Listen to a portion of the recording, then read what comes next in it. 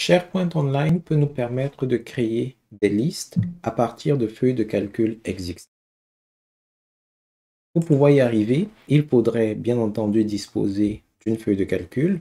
Et celle que nous allons prendre en exemple, c'est dans notre cas FPC 2010, qui concerne tout simplement la liste des ministères et organismes au niveau fédéral canadien pour l'année 2010. Pour que le transfert s'effectue de manière fluide, il est important, avant de soumettre ce fichier à SharePoint, de le traiter. Par traiter, on veut dire mettre en forme les données d'une manière spéciale. La procédure est assez simple et rapide. Elle consiste à ouvrir le fichier. Dans notre cas, c'est déjà fait. À sélectionner l'intégralité des données de votre tableau. Et puis, à partir du ruban Accueil, vous dirigez au niveau de l'option Mettre sous forme de tableau. Additionnellement, vous pouvez choisir une mise en forme qui peut plus ou moins correspondre à ce que vous avez l'intention de faire. Je vais sélectionner ceci. Si jamais vos données comportent des en-têtes, veillez à cocher la case associée et vous validez. Ça va donc créer une structure appelée tableau qui permet de structurer les informations beaucoup plus finement et qui va surtout permettre à SharePoint de bien les interpréter. Alors ce tableau, par défaut, il s'appelle tableau 1 si vous en avez juste un et que c'est la première fois que vous le créez. On va l'appeler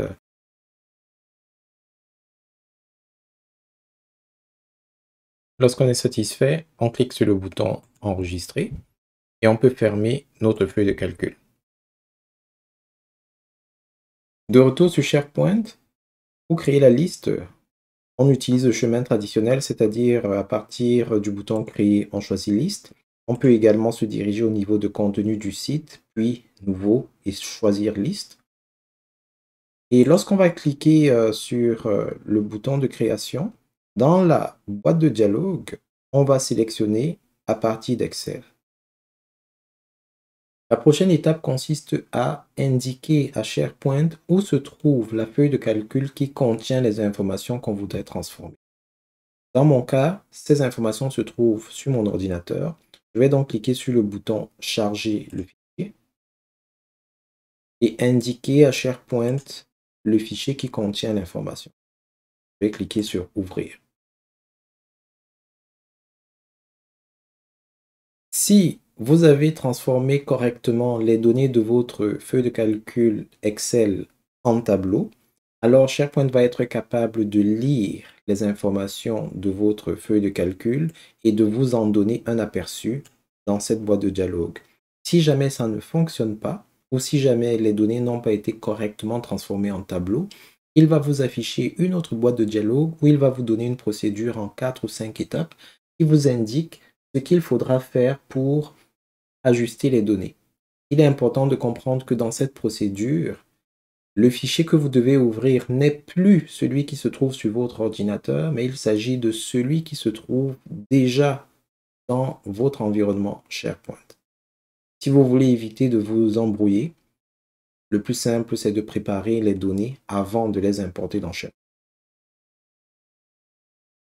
Une fois que les données sont donc disponibles, vous avez la possibilité de les examiner pour vous assurer qu'elles ont été importées correctement. Vous n'allez probablement pas voir l'intégralité des données parce qu'il ne s'agit que d'un aperçu. Par contre, ce que vous devriez faire, c'est indiquer à SharePoint quelle est la nature des différentes colonnes qui constituent votre tableau.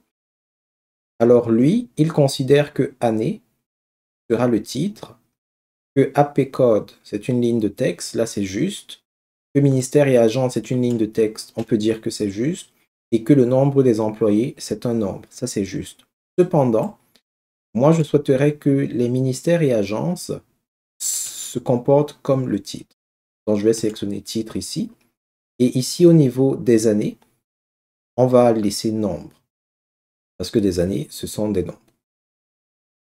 Ligne de texte veut tout simplement dire que la colonne en question contient du texte, et nombre veut dire que la colonne contient des chiffres. Et quand vous prenez nombre, on suppose que vous pouvez faire des calculs à un moment ou à un autre, des additions, des soustractions, des multiplications, etc. Si vous choisissez, par exemple ici, il avait pris tout à l'heure ligne de texte ou quelque chose de ce genre, ça aurait pu marcher, mais cela signifie que si jamais je voulais faire des calculs, par exemple calculer le nombre d'années qui s'est écoulé entre aujourd'hui et 2010, je n'aurais pas pu le faire si j'avais choisi ligne de texte ou autre chose. Donc, la manière dont vous choisissez le type de vos colonnes dépend du genre de traitement que vous aurez l'intention de lui appliquer. Nous aurons l'occasion de revenir là-dessus. Alors, lorsque vous êtes satisfait, vous pouvez cliquer sur le bouton suivant. Il va vous demander de donner un nom à votre liste. Les noms qu'il va donner par défaut sont assez fantastiques, donc n'hésitez surtout pas à les renommer. Alors ici, on va appeler ça par exemple, la description, c'est pour permettre à ceux qui vont flirter avec votre liste, même s'ils n'étaient pas là à la création, d'avoir une idée de ce qu'elle contient, de ce à quoi elle sert. Liste des effectifs de la fonction publique canadienne en 2010. Vous indiquez au système si la liste doit faire partie de la navigation du site ou pas. Et puis vous cliquez sur créer. Vous attendez quelques instants. Plus votre feuille de calcul initiale est consistante et plus ce processus va mettre de temps, bien entendu.